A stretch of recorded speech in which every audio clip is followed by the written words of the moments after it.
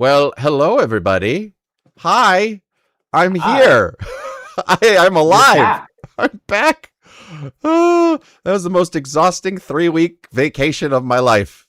It was not a vacation. Absolutely insane move of us to be like, hey, we have a new channel. Also, there's a 5 week span where one of us is gone.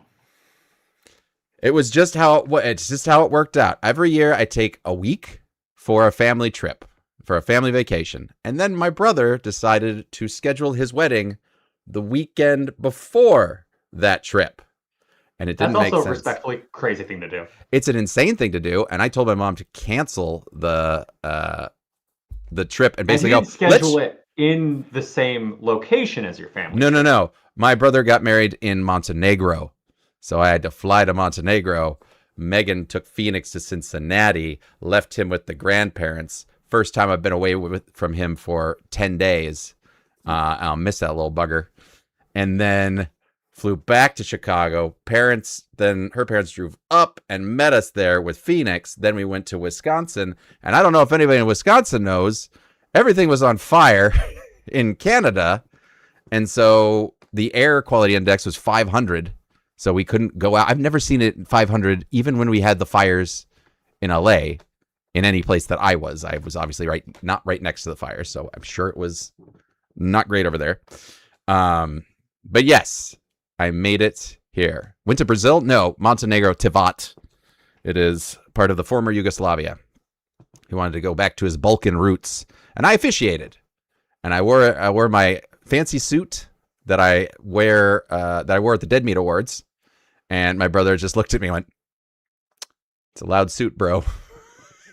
Is this your first time officiating? This is my first time officiating, and I'm going to assume only time officiating, unless Don't be so someone sure about that, buddy. someone maybe that's what my Comic-Con will be. I'll be like, I'll get married by Zoran from Deadbeat Games, and then play around a fortnight with him as a happy couple. Well, Hi, I know it was a everybody. stressful vacation, but I will say your hair looks fantastic. I feel like Oh, it has a vacation windsweptness oh well, to it. that's because I showered. Looks good. Something I don't normally do for you, Ben. Michael says I'm quiet. Oh, I apologize. Let's bring that up. And let's find you in here. Bring you up. Let's see. All right. Speak, Ben. Hello, hello, hello, hello. Give me a Soraya thumbs is up. asking what my mug of the day is. I don't have it because I did put in the dishwasher already because I forgot. But instead, I will give you, this is a dish from yesterday, don't judge me. I will give you my bowl of the day, which is this Spirited Away ramen bowl. Ooh, very nice. Yeah. We had the kids watch My Neighbor Totoro. There's a big movie Oh theater at yeah. the place we rented, like a little home theater, and we plopped them down for that, and that was very fun. All right, so we've got some news today. First, you know what? I just haven't seen everyone in a while. I want to say hi.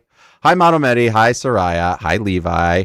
Hi, was that Michael Grijalva? Do you know him? I do know him. I am impressed you were able to get that from Spork. Well, that's what the lines on the side stand for. Do you not Oh, read it's like utensil? a shorthand? Yeah, it's a shorthand. Yeah, I never learned. Yes, Penguin Oats and Miho and oh my gosh, so many wonderful people. It's good to be back. I missed all y'all. Thank you very much. But it's actually a pretty light news week, but we're gonna pop on over to it to get things started and just let the conversations roll. And feel free to chime in the chat, and I'll actually look at it so that I can know what's going on. So let's pop over to our morning news Discord. There it is. There it is. Okay, refresh that. Awesome. So we've got the first thing. A demo is arriving this October for dark fishing adventure game, Dreadmore. How many Lovecraftian fishing games are there? The only one I can think of off the top of my head is Dredge. I'm sure there's others. Dredge Okay. rocks though. So Yeah. I am like I love Dredge. I think Dredge is like one of the best indie games I've played in the past few years, at least of like ones that actually came out within the past few years. So I'm like cautiously optimistic about this. This, if it turns out well, is very up my alley. Okay. Read a little bit about this here. I mean, we got a great. Oh, it's a beak tentacle. Those are like little beaks instead of suction cups. Oof. All right. It's kind of giving me like Dredge meets Sea of Thieves a little bit, because Dredge very much is like you are not. You are never controlling an individual character. You're just kind of controlling the boat and then like stopping in ports to do little like interactive things, but there's no you moving around as your own character. Oh, and really? Yeah. It's like you are the ship. So like you have a character, like you are not the ship canonically, but like in terms of what you're controlling, you only ever really control the ship. And then when you get to land, there's like, little markers of the town you can like click on which one you want to go to and then like talk to people. But you're not moving around as a physical third person or first person character, except for when you're the ship. So this is giving you seemingly a little bit more of like first person interactivity, doing like things on the boat itself rather than just being the boat. Okay. Which could overcomplicate it, could also be a nice little change of pace from Dredge. That's fair. So Dreadmore, it's a mashup of our two favorite things, movies and fishing. Said the CEO of DreamDoc, and this is developed by DreamDoc and published by Digital Vortex Entertainment. I always want to make sure I try and mention the fine folks that are doing all these wonderful indie studios. It has a release date later this year on Steam. Nothing concrete, but at least we're getting a demo of it on October 6th, just in time for spooky season. We get on a spooky boat, and hopefully there's not like a lot of weird fish sex stuff that Lovecraft is known for. Right? That's Lovecraft. Like that's he's like I feel like when I think Lovecraft, first thing I think is like eldritch horror. Yeah. I feel like that's what I think of like in terms of like what people take from Lovecraft. When people are doing like Lovecraftian, we got first thing Cthulhu. I think of is like, oh, you're doing eldritch horror. And then, like, if you're digging a little bit more into it, you're getting a little bit freaky. I can't remember what Lovecraft movie I watched when I was younger that was just like, oh, someone they want to have sex with this fish. Okay. And, that's what Shape of Water is, just a classy. Yeah. It's a classy Lovecraft. The Oscar-winning Lovecraft. I'm so glad that won something. It won The Thing. The Thing. Yeah. The Fish Sex Award.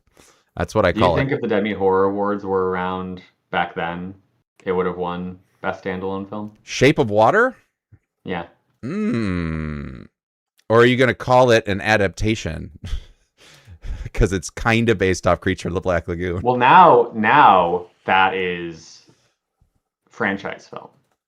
And I wouldn't classify Shape of Water. You're right. It is not adaptation. That's right. That is the difference for the Dead Meat Awards, which I will state. Also, technically, it was like Best Sequel Remake, which I also wouldn't call it a sequel. I would put that in its original category. But it very much felt like, because Guillermo del Toro for years wanted to make a Creature of the Black Lagoon. And then it was just like, they never gave him the rights to it. He's like, well, I'm going to do it anyway. I also feel like he made Hellboy and went, this fish is kind of hot. What can I do with this kind of hot The Doug fish? Jones fish? Yeah. Yeah, Abe Sapien. Wrong. No, you're not wrong. Abe Sapien is a looker. Svelte looker. Let's see. Sorry, now I just wanted to see what year it's 2017. I'm just doing a quick search to see. People are pointing out that Get Out came out that year. Yeah, Get Out probably would have won.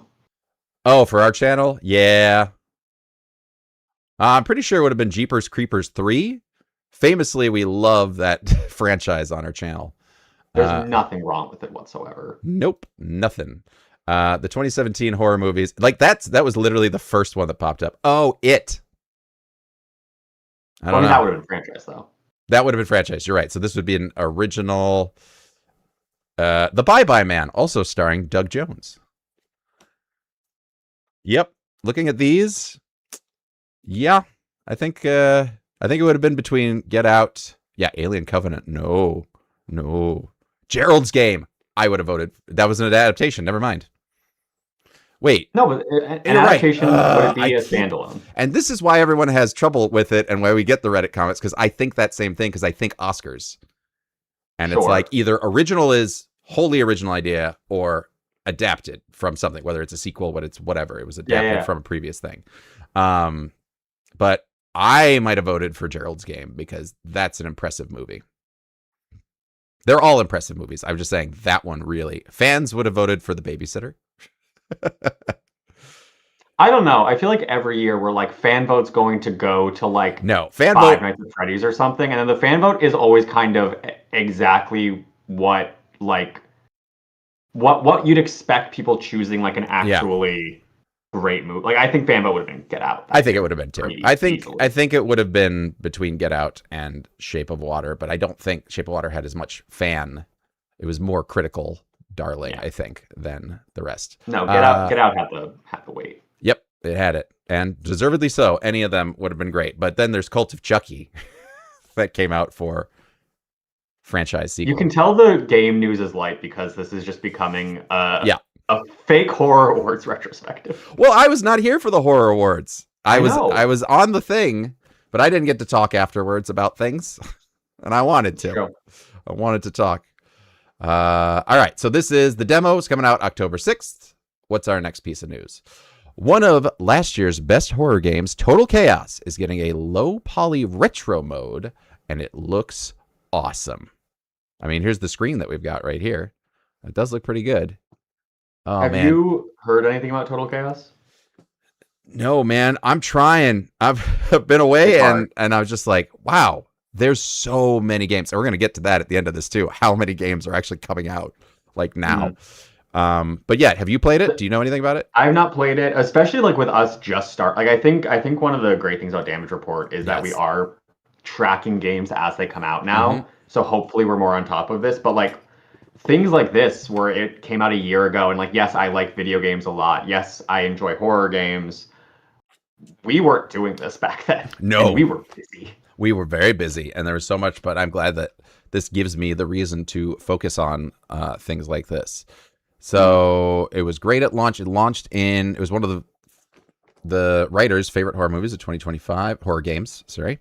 A brand new finale alongside a Switch 2 version, and now thanks to an upcoming retro mode, it gets even more tantalizing. This is, was that Apogee Entertainment? Revealed on Blue Sky that the retro mode will bring pixelated visuals, low poly horrors, and yet another new ending. That's support right there, that they're adding new endings to the game. Okay, so it's set within corridors, hallways, cliffs, and bunkers of an isolated and desolate mining town, run amok by a rotting disease that has infected both the protagonist's mind and the once citizens of this place. Using first-person combat, a constantly expanding crafting system, and environmental puzzle solving, trigger-happy interactive, crafted an excellent horror adventure, well worth the price of admission and the dozen or so hours of your time. Wow, dozen hours. Impressive. Cool. Vicky says, wow, Ben likes video games. Name every video game. All right, Vicky, here we go. Again, Done. News is light, so here we go, Ben. Every video game in a Yakko's World style song. Fortnite. I'm done. Cool. That's every video game. That's every video game according to the rest of the industry. No, Grand Theft Auto 6. Sorry, you're right. Fortnite, Grand Theft Auto 6, Call of Duty, Roblox. Now I'm done. Oh, you got Roblox in there. You're right. I was just hanging out with the 10, 12-year-old cousins, and they were Roblox Fortnite fiends. I tried telling them things about the new season of Fortnite, and they kept going, we know. I'm like, it's going to be my son. I was just trying to help and point you towards a flying Batmobile, but that's okay. All right. Well, let's add that to the list then, because I happily check out Total Chaos. It's available today, and the retro mode is... Do not know. We do not know when that's coming out. So get the game, and retro mode will come eventually. Buckshot Roulette creator announces July 30th release for Violent Party Game Collection, Machine Party. Wow, that is coming up soon, which this is a game that I posted about because it's basically Mario Kart, like Saw. In fact, I'll have this running. I'll just mute it. All right, we mute that. So we'll just have that run in the background. But yeah, it's basically like a Mario Party, but with awful, horrible thing, and people are getting killed. Okay, great. Maybe I shouldn't run this. Maybe I shouldn't run this if we want to keep this video monetized. Chelsea said she was interested in this. Did I say Mario Kart? Because I meant Mario Party. You said Mario Party, I think. I thought I said that. At least one of the times you said At least one Mario of the times. Party. My boy is obsessed with Mario Kart right now, and that's his reward as he takes his medicine. Which I'll just point out, I came home and Phoenix has an ear infection and bronchitis, and Megan is in Comic-Con working. So I'm solo dadding, and this is what I came back to, which is why I had to push things from yesterday. But I'm still here. I'm gonna make it work. So let's see here. He's doing much better. I'll just say that. This I will absolutely be playing on the channel, and I'm going to try and coax Chelsea out of her minor retirement for the last 2 months. Okay, no. She's retired. She's... I want the headline. That they'll put that she retires. She doesn't retire. She's not. I will contradict it, and they'll just play the first part. People still think James is on break from years ago. You can't say things like this. I can. People will take it as gospel. We have our loyal Dead Meat Games fans here, and they get it. But again, if it gets news, sure. And then Chelsea can do a statement on the channel. The rumors of my retirement were greatly exaggerated. But yes, I'm very excited to grab a few people and play the Machine Party. And what is it? 15 Buckshot unique. Roulette. We haven't played. You haven't played it either, right? No, that was what you suggested. Yeah, it's like a 10-minute game. I was looking at it. I was like, okay. I mean, I'm assuming that's a multiplayer. I don't think it is. No? I'm not positive. I'm positive you can play it by yourself, I think. I guess I'm not positive. I'm 98% sure you can play it by yourself. I am less positive there isn't a multiplayer mode. I don't think there is, though. Okay, and it has... The chat can tell us. I feel like the chat will know. All right, the chat will tell us. But, yeah, it's like a quite popular game, I feel like, for like how small of an indie horror game it is. Mm-hmm. It's been on my list to check out for a while.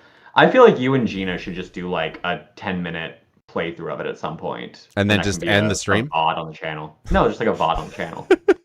All right, I would happily do that. According to Michael, there's online PvP. Great. Right now. Michael knows it all. And this is Mike Klubnicka, creator of Buckshot Roulette and co-developer. GD. Would that be David? G. David. I'm trying. I'm trying, people. I'm trying. Cool. Machine Party, July 30th. Look for that on one of my streams for sure. Coming up soon, hopefully. All right. Techland cancels PlayStation 4 and Xbox One versions of Dying Light the Beast. Ooh, well, I guess that probably makes sense. I'm not surprised. Like, the idea of making a release for the PS4 and Xbox One at this point is not. It doesn't seem unnecessary because like I'm sure there are fans who've never upgraded who were looking forward to like, oh, they've announced a new game that is coming to this console that I still have, and I'm like trying to eke every last little drop out of. So like it's a bummer for people who are. I think it's a bummer that they're canceling it. I'm surprised they tried for it to begin with. Yeah, because the PlayStation 4 is what, 12 years old now? But I will say, 2014, I think, 2013. Let's see. I had just started college. 2013, November, end of 2013. Yep. But I think it's because there's still a lot of PS4 because a lot of people didn't upgrade to the PS5 because some said there wasn't enough of a jump. For me, I did it because the load times. Oh my God, I went back to a PS4 and wow, load times are I'm spoiled by load times for the PS5 for sure. And I did it because the fan on my PS4 got so loud that I was like, I need a quiet console. But yeah, it's and I mean like I talked about this when I was doing Damage Report myself. Like the price of consoles are also not going down, so I'm sure you have a lot of people who are like, I'm gonna wait until the PS5 is $300, and instead the PS5 is not $300. Yeah, and I did not realize that now, aside from RAM, it was RAM before, and now it's hard drives as well are skyrocketing. I think CPU maybe as well. Well, I just looked at external hard drives the other day because I'm like, oh, I'm starting to run out of space. And I'm like, I'm sorry, 2 terabytes is like $250? That's a nightmare. It's a nightmare. Yeah. Yeah. Thanks. Thanks, AI. Thanks. There was a comment on the last damage report video from someone being like, I thought the price increases were the tariffs. Like, it's not AI. And I'm like, no, it's AI. Like, yes, tariffs can cause price increases. Tariffs are not going to cause the Xbox Series X to cost more now than its price when it released 5 years ago. But also, like, you can very easily like do research into like all the tech companies being like, this is out of our control. The cost of RAM, the cost of XYZ component because AI is demanding so much of it. Yeah. And data centers are demanding so much of it, but like data centers are being built as a result of the AI bubble. Yeah, and I'm sure you touched on all that it's just, it makes more sense for those companies to do enterprise. They make more money on the higher end stuff than the consumer stuff. They don't have as much of a profit margin. So they're like, all right, well, we'll send it all here. We're going to get all our money. Great. And then whatever's left, here you go. Yeah. Crazy. Of course, that's all banking on the idea that this is like a long-term successful endeavor. And as a reminder to people, every time someone goes, this is the future, get on board. How many times have you heard that and it's not true? They said that with fucking NFTs. That wasn't the future.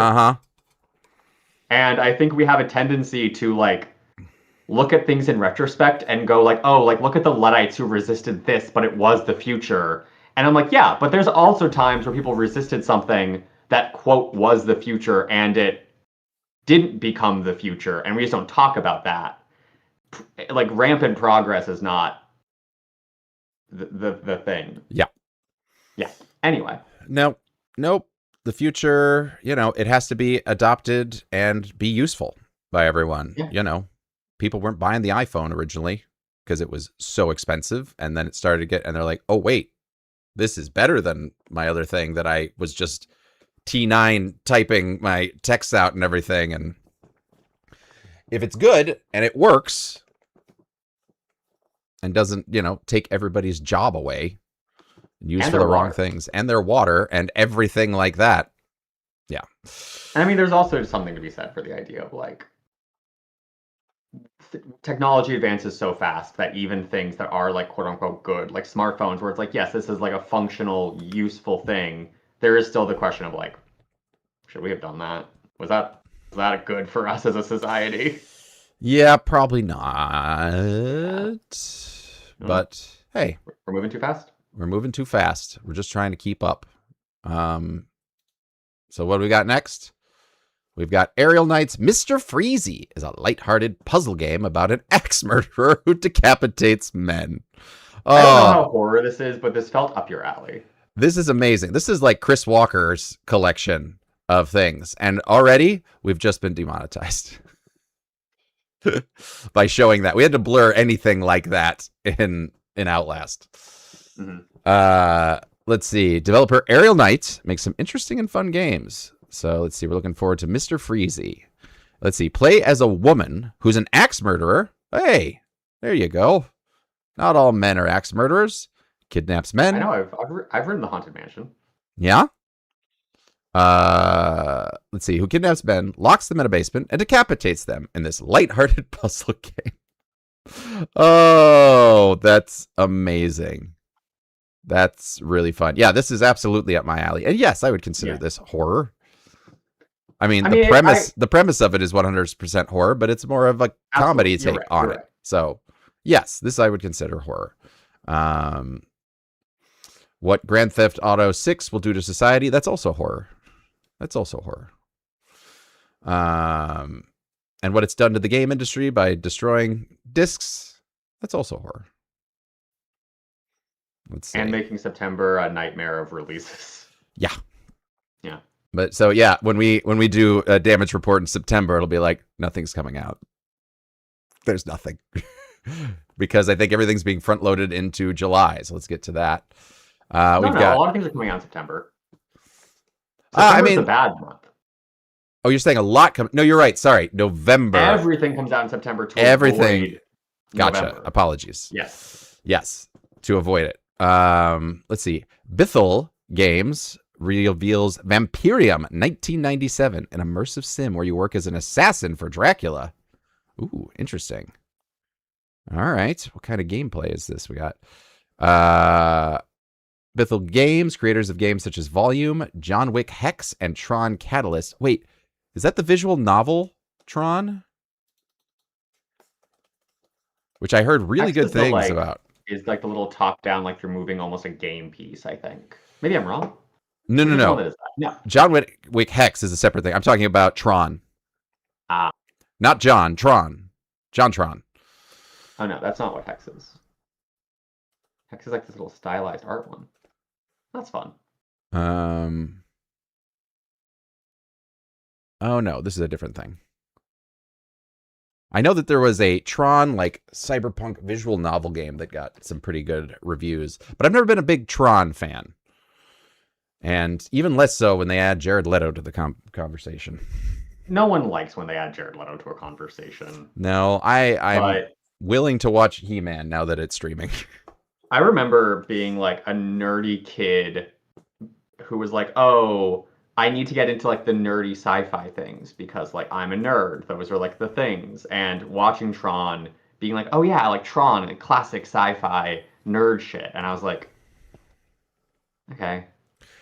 Some people don't like sci-fi that much. I don't know. Oh, thank you, Mason White. Skeletron? Oh no, you're right. Skeletor and Tron combined. Penguin Note says they'll be coming out in September too. I think we just make September Pride Month too.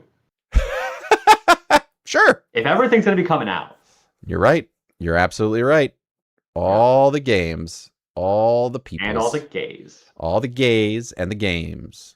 We can spell it together. We did Gaymes. Yeah. The gamies. Yeah. What did I just admit? No, I'm just sorry. I thought you were going to say gamers. No, I said gamies. I guess gamers. Yeah. Anyway, I got one off. I'm rusty. I'm coming back. My jokes they've never been that great. All right, moving on. Next, we have closed network test for the Duskbloods coming in August. Sign up starts July 22nd. Oh, it started. What is it today? It is the 22nd. Today. Wait, Fort Nightmares just got announced for Universal Horror Nights. Oh. Hold on. Breaking news. Fort Nightmares Horror Nights. And it's going to be Rick Astley. I've been rickrolled. Oh, damn. Let's see. Oh, yes. Oh, now I got to go back. I've been such a not scary farm man that I've avoided Horror Nights. Scary Farm is, I mean, you can do both. I know, but usually cost-wise, I can get 2 tickets for the cost of 1 ticket for. Can we get one more person? Can we get one more person into like the red carpet thing that James and Chelsea usually do? I've tried. It's not possible. No, they just I'm Dead Meat Games over there, but maybe now. And actually, there was potential that I was gonna go, but they couldn't. They couldn't get me because there was a game. They had Fallout last year. Was that Fallout? That's what it was. Because James wasn't as aware of Fallout stuff, so he's like, "Oh, we'll have you go through the Fallout maze. You could tell us all about the franchise and whatever this is. You just couldn't get the extra person in. They said yeah, but hopefully this year, especially with Fort Nightmares, we got to squad up. We gotta get in there. We gotta go in with a full squad. I'm down. And I'll be revived in the middle of it. I'll be downed and I'll revive. Oh, that's so exciting. Breaking news here. Halloween Horror Nights fans will have a chance to drop in to the world of Fort Nightmares with an all-new scare zone. Wait, no, it's not a maze. Oh. What are we doing here? Yeah, it's a scare zone. Okay. Oh. I mean, it'll be neat to see some of it, but yeah. Oh, I was so excited for a maze. I know what the mazes are. If the other mazes are cooler, I'm like, sure. There's usually at least 2 rehashes from previous years. Yeah, but sometimes they're cool. Oh, maybe I think they're doing an Evil Dead one, which I haven't seen Evil Dead Burn yet. I've been trying for 3 weeks to see that movie, and it just did not work. I could not go see it.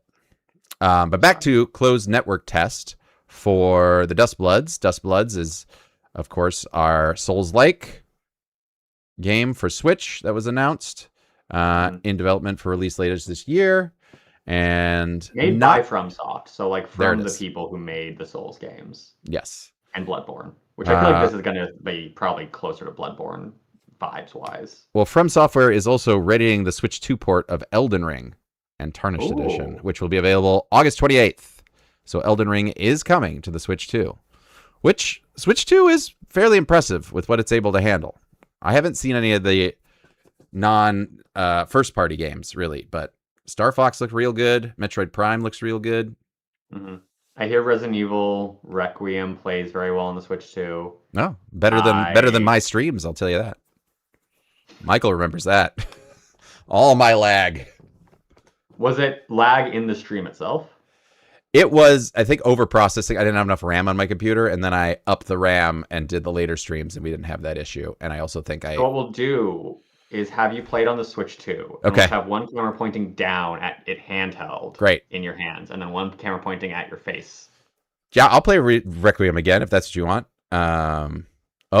Mason White says the Halloween Horror Nights Discord server I'm in is fuming right now because it's not a maze. Are they fuming because it's not a maze, or are they fuming that Fortnite's in it? Oh, that's a good question. I feel like that's the more likely. No, I'd be in there. Well, I was just in there, and I was screaming about how it's not a maze. I tend to just dip over. You're skewing the results. I mean, that's the internet. That's what it is. Edward says just get a capture card. You could get a capture card. Yes, that is fair. We'll see what that cost is now. Off of a console. Oh, but my system's so nice. It looks better than the PS5. If you got a capture card, because you have a gaming PC and a Mac, if you had a capture card for the Mac, that's fair. Could you run the gaming PC through the Mac so one's handling the stream, one's handling the game? Possible. That sounds entirely complicated, and lots can go wrong. Probably. And it will go wrong. You also have like one giant monitor. That'd be hard. Yes, I do have my giant monitor, which I can split into two, actually. I tend to split it down the middle. All right, so there is that. So check it out. Sign up today. Expense Nintendo Switch 2 business expense. I did, in fact, buy a Nintendo Switch 2 later that day. For those who watched the Berry stream, I went out to get dinner. Like a spur of the moment, like, let's go get fish tacos with Ava. And as we were driving back, I was like, what if I stop at Best Buy? And I did. Yep. Well, congratulations. Welcome to the Switch 2 world. I'll add you as a friend. We will not take requests of things. I'll read it, but we're not going to actually ask James about this. Ask James to ask James Curry also Barker. James does not have a direct line to Curry Barker. Yeah, he does not. To apologize for the statement he made. Gen Z audiences are tired of slop. Are they? Also, what slop is he talking about? Is it superhero movies? I feel like that's what. Wait, what slop is he talking about? Is he talking about AI slop? Or just general slop? That's true. I feel like that isn't what he's talking about, though. Because that doesn't. I don't feel like that makes I think he's just talking about the general Hollywood stuff they're churning out, which is not doing well this summer. The lackluster blockbusters. Which, before we pop into Doomland, speaking of Doomsday, because I could talk to Ben about Doomsday. What'd you think of that trailer? Doomsday? I want to talk about that trailer. Okay. I want to know Ben's opinion. That's why we're here. We talk. We've still got... Yeah, we got time. It sure is a trailer. There's people on screen. But are they together? Are the people ever actually together on screen? In the real world. I don't know. Yeah. Even if they are, I'm like, they're like, look, the X-Men sign. I'm like, okay. Like, none of this matters in the context of this story. Yeah. Like, yes, I like the X-Men movies, but like in the context of the MCU and these characters, the X-Men don't fucking mean anything to them. Fantastic Four don't mean anything to them. None of them mean anything to each other. Yep, it's certainly a lot of characters shaking hands and meeting each other. That the thing that, I mean, aside from obviously they did a much better job building the characters over multiple movies and things. But when I watched like Infinity War or Endgame and just like the pairings of characters that just worked and things, it was like, yeah, Thor and Rocket are a great pair. I never thought that would be a thing. And I watched this, I'm like, I guess Mbatu and the Thing are going to be friends because they got muscles. I'm just like, all right.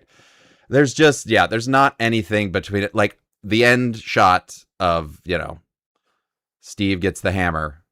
And I'm like, I cheered for this when that happened in theaters. And now I feel nothing.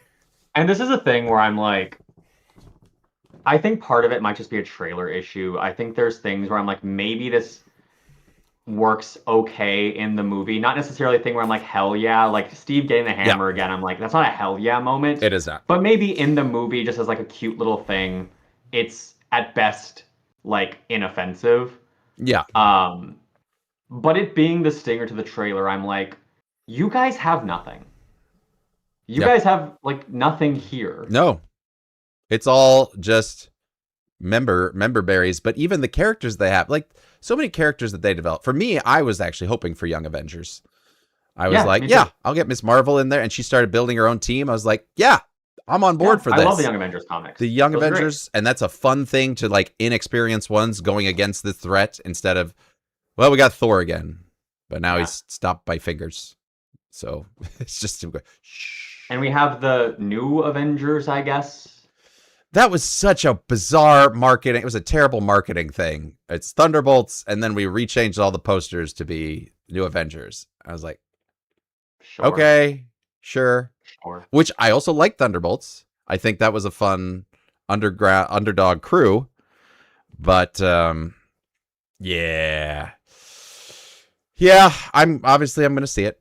Whereas I am hyped for Spider-Man. I will say that. Yeah. I'm super. Well, the problem is too, I feel like Avengers Doomsday is being treated as this like end game level threat, and I'm like, we didn't jump to end game Avengers. We had 2 Avengers movies to team build before being like, and here's the end game event. And this is like, these characters don't know each other, but also it's supposed to be end game level stakes. Yeah.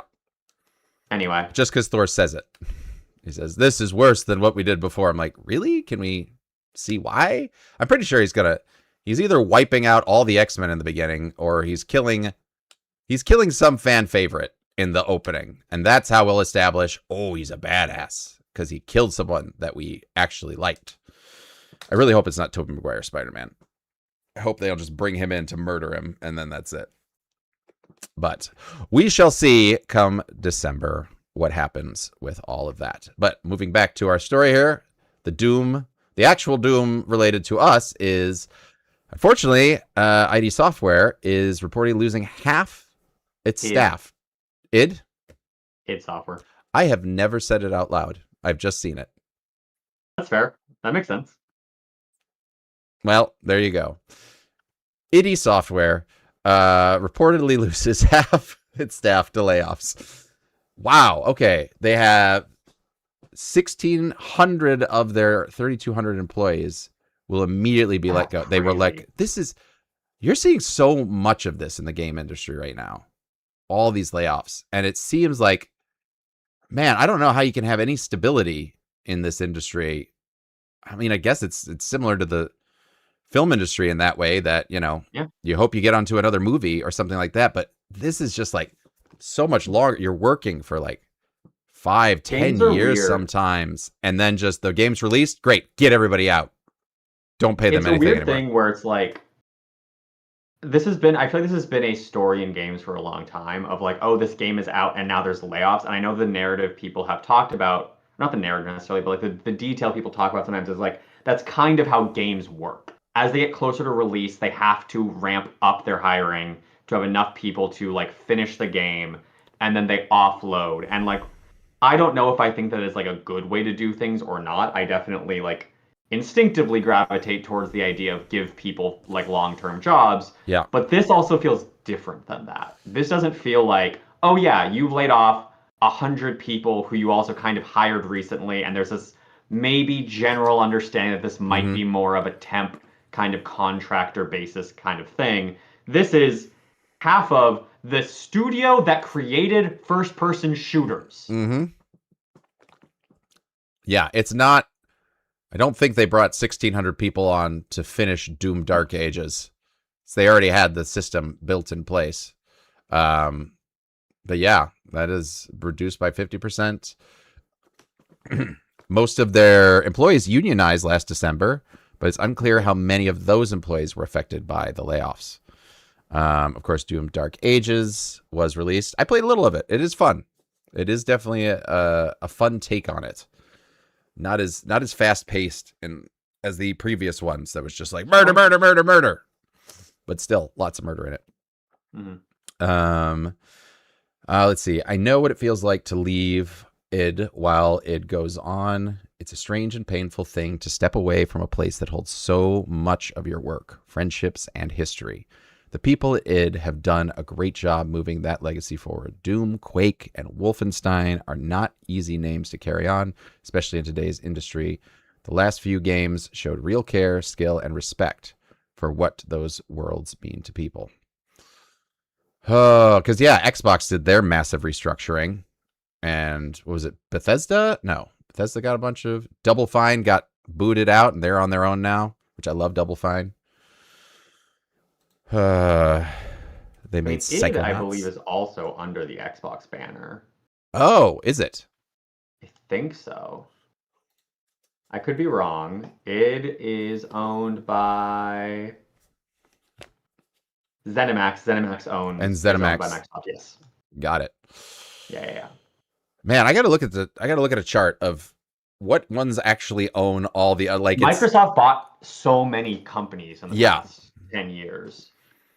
But it's weird too, because this is also reflected in the film industry right now, where we seem to be pushing towards the more indie original stuff. And I think a lot of indie games have a chance to be raised up because they don't have this massive overhead and they're not working on these games for 10 years and they're not trying to make everything a live service game. So, you know, it is a very similar juxtaposition of those two. Now they're also getting more and video game movies. It's a similar juxtaposition too of like those games don't necessarily, unless you're a breakout, unless you're Obsession. Yes. Those games so often, and you know, if you're like Hades, but so many indie games come out and it's like these don't have a ton of advertising. A lot of people don't know about them. You're hoping to make your money back. If you do make your money back, great. You've paid your people who've been making it, but now you have like no real funds for the next one. So you have to go searching to find another person to fund your next project, hoping that like you're pitching them.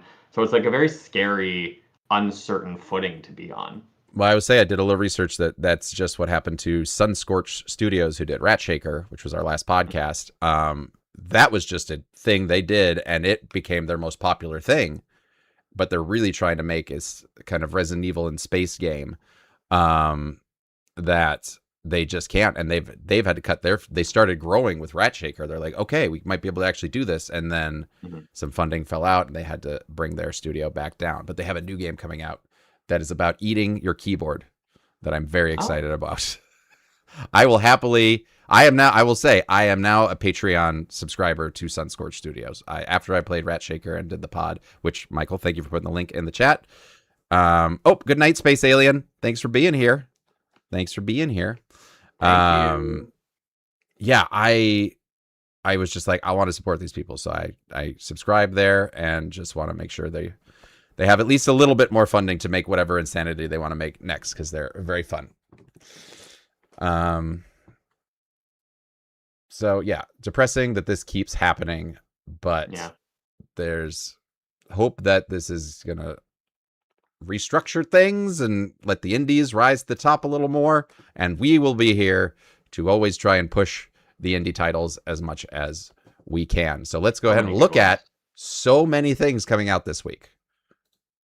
There was a couple weeks ago or a couple damage reports ago where I was like, oh man, there's like nothing coming out this week. I guess that's like not huge for horror. And then I did these 2 weeks and I'm like, oh my God, this is maybe too many things. So this is Photomoly. I'm assuming like an anomaly. And it is a PSX-style horror game where you manage a photo studio, restock supplies, buy upgrades, photograph customers, and print their order, whilst encountering unexpected events. This is the biggest stage. No. I'm on Once IGN. again, falling into like the workplace horror genre that is seemingly extremely popular right now. It really is. Yeah. That is going to have to be a research episode. Well, here we are. I just have the video playing in the stream right there that it's sweeping and there's creepy noises happening. It's by Alibi, developers Rivera Interactive, and published by Alibi Games. Oh, creepy naked guy. Yep, it is very similar feel to those, but now you get to do a photo shoot. So taking the photo modes that they add in all games, which my favorite video game photographer is Jack Quaid. He does so many. If you follow like Jack, he does, and they're really good. I was like, yeah, you're a good video game photographer, Jack Quaid. Nice job. Oh, that's creepy. He has to practice to be a good photographer husband. As a photographer husband? Photographer husband? You know, like a photographer boyfriend? Like how when you're in a relationship, you try to get good at photography so you can take good pictures of your partner. I base my relationship on love. You can do both. No, I did not increase my photography skills. I think that was just the natural education that I had. But I do try and consciously take more photos. Good at photography already. That's a different conversation, Zorn. I don't know what conversation we're having. We're having a conversation. Oh, goodness. I'm Zorn, and I have a natural eye for cinematic framing. Like this. Look at this. I don't need to train this cinema my right here. photography skills. I am a Renaissance man of film. I center punch everything, and I evenly light it for comedy. No, it is adjusted over many years. Many years. But cinematography was never a thing that I was fully interested in. I was more interested in the writing and getting the jokes out there. But I pair with some wonderful cinematographers, like my brother, who is fantastic. All right, Photomaly. That was coming out at some point. I'm assuming it was this week. You have it written over there as... Oh, it is this week. It is out. July 21st. It was yesterday. Yeah. So Shift at Midnight. I made this for yesterday. Great. Yeah. Shift at Midnight is... Oh, 1 rating. 10 out of 10. Shift at Midnight. Yes, I am 17 years old. This is the biggest... This is... Oh, yeah, it came out today. You're right. You don't know what day it is. You literally just said the 21st was yesterday. All right, so... Look, I remember making this list and being like, Shift at Midnight's not out yet. I thought this game had come out already. You're right. So is this another, I'm assuming... Oh, no, this is an online co-op detective horror for up to 3 players. Work together across randomly generated shifts to investigate your customers, as some are only pretending to be human. Make one mistake, and you'll be forced to board up, set traps, and hide. Oh, so this is what Michael's going to play on Thursday. It is. And I've been hearing a lot of... Well, you got to clean up poop. And there's a gnome named Pubert? What is happening? I'm curious. Is there like... Yeah, it's just playing in the stream. Oh, that thing looks creepy. This is like a skinless tall man. All right. Definitely looks fun. Oh, my God. And someone is shot and exploded. So there you go. Of the workplace, especially like convenience store horror sims, which there's a lot of those specifically too. I feel like this is one of the ones I've been hearing about the most. So I'm very curious to see how Michael likes it, and also just like generally what the reviews end up being now that it's out. This is developed by Bun Muen and publishers Quali, and it is on PC and Xbox. Indeed. And that will be... Michael will be playing that. I hope that I'm able to join, but that is tomorrow, and I'm just going to say in the morning, I'm taking Phoenix to the pediatrician. Depending on if he's okay to go back to daycare, I can join. If he's not, I'm going to be stay-at-home dad with my boy. All right, let's get through the rest of these here. We got Carnival Hunt. And the question is, are you playing? Another 1 rating, 10 out of 10. It's got about 3 hours currently on how long to beat. And Carnival Hunt is a horror first-person asymmetric social multiplayer game. One player takes control of the carnival monster, and the others play as the bunnies. Hold on, I gotta look and see if these are actual bunnies. I like the visuals of this game. Yeah.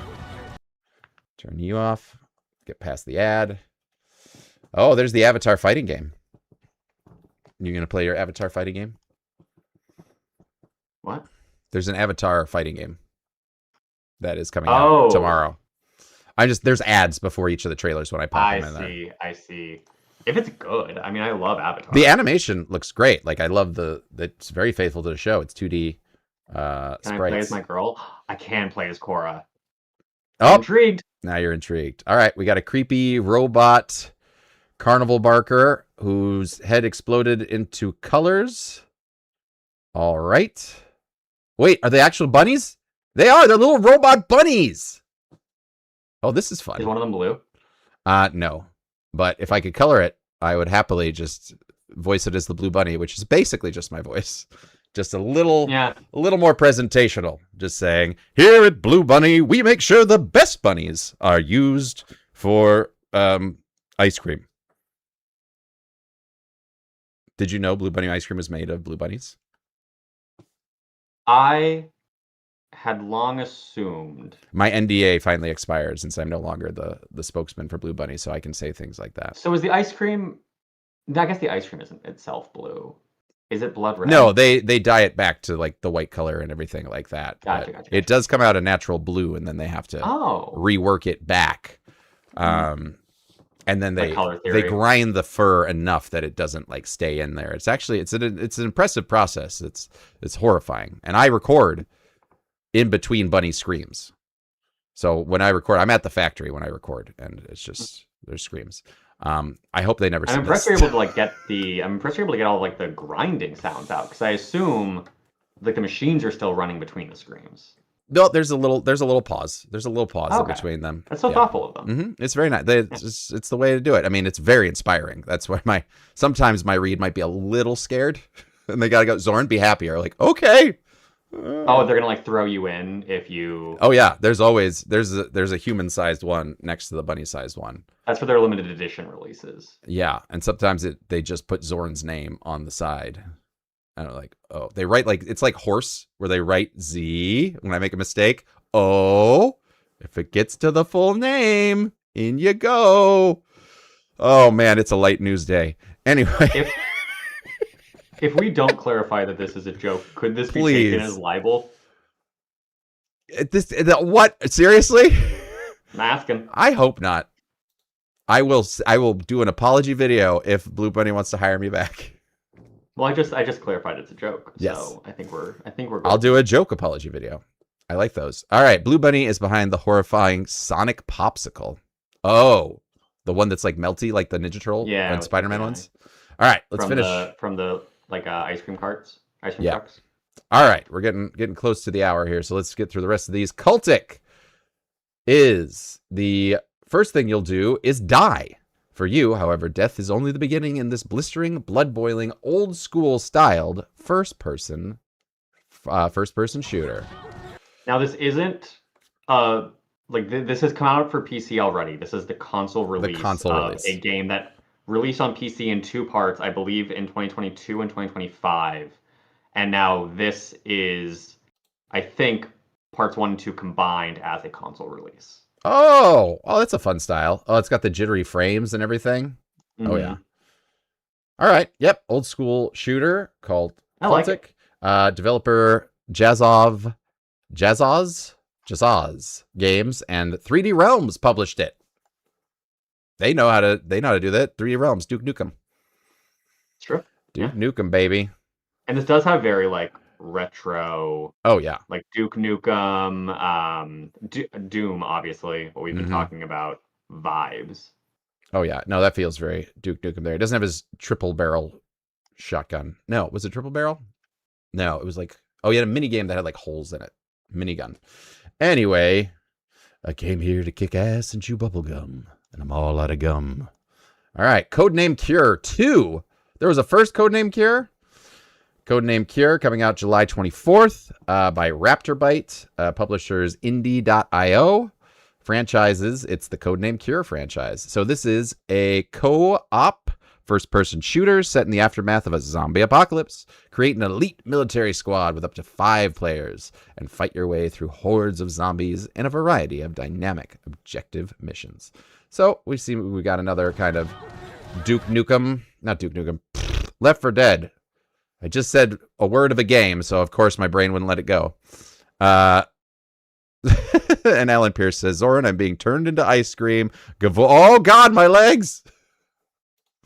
That's a good bit. The original Codename Cure came out about 9 years ago. Okay. And looking at the graphics for that game compared to the graphics for this game, they have put a lot more resources, seemingly, into making like a much more modern style looking game. And the original release has very positive reviews on Steam. Great. So I'm for fans of it. Yeah. Or people looking to play some Left 4 Dead style zombie shooters. We keep trying. We always keep trying to get that itch. That Left 4 Dead was such a magical combination of everything that I played it with my ex who didn't play video games, but was like, Left 4 Dead, give me my shotgun and I will just run in there and kill everything. And so I was like, wow, that's really impressive to get people in there. So yeah, this is similar to that. So if you know the first game, sequel's coming out this week. Check it out. And it's nice that you got 5 folks instead of the normal, 4 usually we got. Let's see. Next up, we've got The Alley with a tri-eyed cat. Let's see. A first-person psychological horror game. Explore a maze-like alleyway using your camera to distinguish between supernatural ghost traces and deceptive ghost feints, while escaping the relentless pursuit of a vengeful ghost. Wow, they really are pushing this Avatar game. That's every commercial is Avatar. There's Cora. I see her. That money, IGN. And there's a story mode, too. Wait, isn't there... There was a new movie that came out or is coming out? Avatar: The Legend of Aang is coming out. It got leaked, which sucks. Boo. And then I think it's like releasing for 1 week in theaters, but then it's also coming out on Paramount Plus. Right. It comes out in 2 days. Ooh. Oh, all right. I might be doing this weekend. I hope Secret It comes Tunnel out on my returns. anniversary. That's sweet. Thanks for the gift, guys. Is that? No, there's some not bad graphics in this. Whether this is a cutscene or not. Just going through an alleyway with not a 7-Eleven, but an 8, which I want to say Silent Hill also did an 8 7-Eleven style place. I could be wrong. Correct me if I'm wrong. Too bad there is no Left 4 Dead 3. Man, they really just said, nope, no Half-Life 3, no Left 4 Dead 3. We make enough money running our game store and getting percentages. So, bye. All right, so that's The Alley that comes out. They built a Steam machine. It's really expensive. Yeah, this was not the time. They were like, okay, we'll price it competitively. Oh, we can't. None of the parts. Mm-hmm. Oh, no. We're building miniature PCs. Right. No Portal 3. No Portal 3. You are correct. We'll never know about the cake. July 24th. And this is AIX Lab. And publishers are Smilegate and Thermite Games. So that is coming out this Friday. All right, almost there. Just a couple more. We've got Below, Rusted Gods. An experimental horror game where you control an operator helping an expedition through a hole descending into the unknown. That sounds fun. That's not fun. Let's just take a moment to remember that an Avatar game's coming out. I don't know if anyone knows that yet. I hope someone has a cabbage move.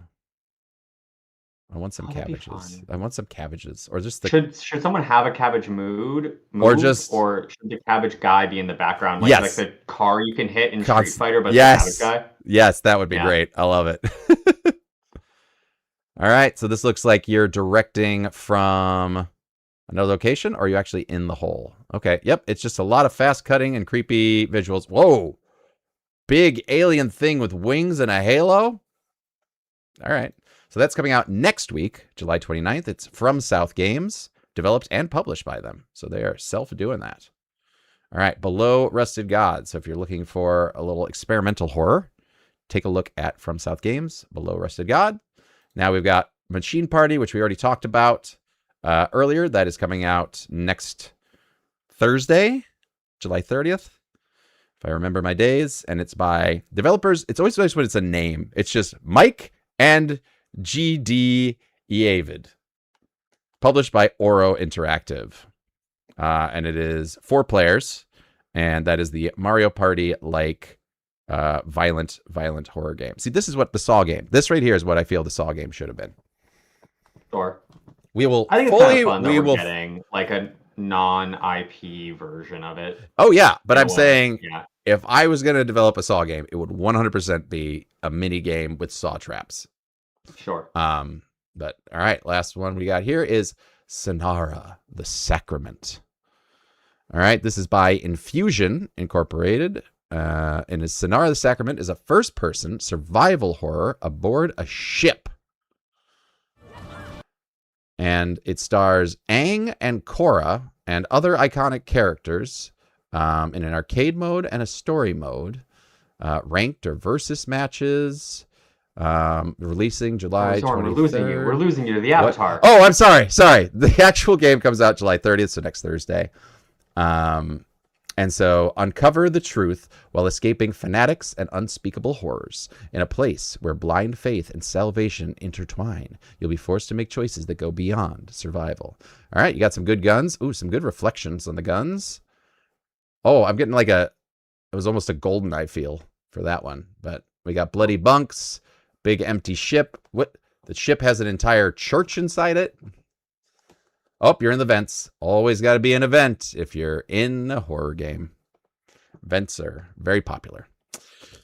All right, there you go. And oh, yep, it's a creepy underwater, big sharp teeth like an anglerfish monster appeared at the end. Oh, fun. So, all right, Sonara, the Sacrament. We have so many games to add to our ever-growing list that I have to pick up. We do. All right. I'm like, I hope that this past 10 minutes of us just going, and there's this game. And there's this game. I hope some of them registered with you, that you at least, even if you don't buy any of these games that we talked about, give them a wish list if you're interested at all. Because the wish list actually helps the companies. It's a very simple thing. It's like a like. It just lets them go, we have this many people that are interested in the game, so maybe we can get some more funding to finish or add other things. So if there's a game that even you're interested in, wish list it. And if you don't have the money, Steam always has sales as well. So even if you buy it on sale, you're still supporting the game. That's my favorite part of the wish list, is I can go in and just be like, sort by what's on sale the most. And I'm like, I can spend $3 on this. Yep. And we'll go back. I've done that. That's why I have so many games, because I'm like, well, yeah, it's normally 20 and now it's dangerous. 4. Yeah. Yeah. It's microtransactions, baby. I got I don't even remember. I think I got Final Fantasy X for $7, and I'm like, hell yeah. When I started this, they were having a big Resident Evil sale, so I'm like, all Resident Evil games, $5 each. So I have so many that I can't even fathom. So many demos too. So we got to do some more demo plays. All right. So what's going on the channel? We've got the Red State podcast today. That came out today. Yeah. Today it is out, and that is James and James. Yeah. It's a double James. James and Gressel. James and Gressel. So they're talking about Red State, the Kevin Smith political horror movie. Mm-hmm. And Michael, like I said, is going to be streaming Shift at midnight on Thursday. I hope I can make it. If not, I hope you can too. I really do, but it's all dependent on my child's health, and so that's a good thing to measure by. So if I'm able to make it, great. I will see you there. If not, Megan's back next week, so I will be streaming something for sure next week. I will also mention that hopefully August, once I get back to everything, I want to start playing. We voted a while ago for Patreon on Alan Wake being the next game that we do a Patreon kill count canon stream for. So I'm hoping I can make that work in August. And Pretty Lethal Kill Count comes out on Friday. I have not seen that. Have you seen it, Ben? I've not. I want to. I know James likes it quite a bit. I know Addison, who also was the co-writer for the episode, likes it quite a bit. Great. So I know people who also are less fond of it, so I love a good divisive movie. That always makes me curious. I'm interested to check it out. I do like that. I will say, last divisive movie with James and Chelsea for me, scary movie. Whew. They loved it, and I was like, I don't know what to say. I am surprised by that. I'm very surprised by that. But I feel like I haven't seen it, but I do feel like if any of you were going to be the ones to come away from it being like, it was fun, it would have been you. I don't know. I'm just so critical of parody humor, and That's fair. You know, as a comedian, it's hard for me to. I don't know, but I was just like, oof, so many dead jokes when they should be dad jokes. Or dead dads. I didn't hear what you said. Anyway, merch drop on Friday. What do we get, Ben? We have a Creep collection, which is very cool. We've been getting to do more collections with like horror movies, and Creep is obviously like a very, very cool little indie horror franchise. Oh, yeah. The Creep movies and the Creep Tapes TV show. So we have a T-shirt, we have a hoodie, we have a locket keychain, but you can like get a necklace if you want to make that a necklace as a proper locket. We thought a keychain would be fun. Mm-hmm. And then it's an earring set that is, one part is the golden chainsaw, and then the other part is a golden axe, because that is what the golden chainsaw kill is from the first Creep. So that was a cute way to combine those. Fun. And if you wanted, you could buy double you could buy the earrings twice and then have just like a matching golden chainsaw and a matching golden axe set. Why? That's an option. That's just good business. And then we also might be having an extra thing dropping as well that is not a Creep collaboration, so keep your eyes out. Cool. James did announce it in the other news show, but he announces all kinds of things, and then Ben goes, I did give him permission. Oh, he did? Good. He did ask. He asked. Good. He asked. He's doing so much better. I'm so proud of you, James, for asking Ben before. Oh no! This is happening. He just gets excited, and that's what we love about James, is he's really passionate and excited about all the things that we're doing. And we're all very excited for Fresh Meat as well, which was announced at the Horror Awards as well. So more details coming on that. In like an hour, 2 hours, I don't know. Maybe right now. Maybe you're missing the meeting for Damage Report.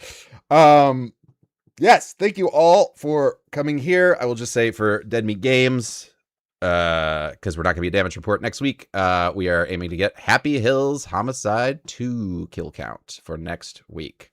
It's fun. I love that game so much.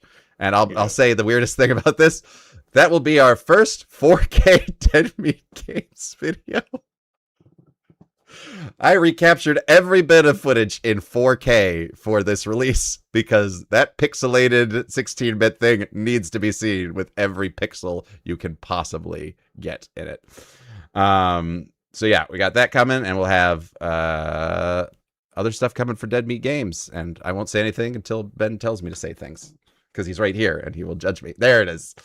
Thank you all for being here. It's so good to be back. Sorry I was gone for so long, but we will return and we'll keep growing Dead Meat Games. All right. Bye, everybody. Bye. End stream.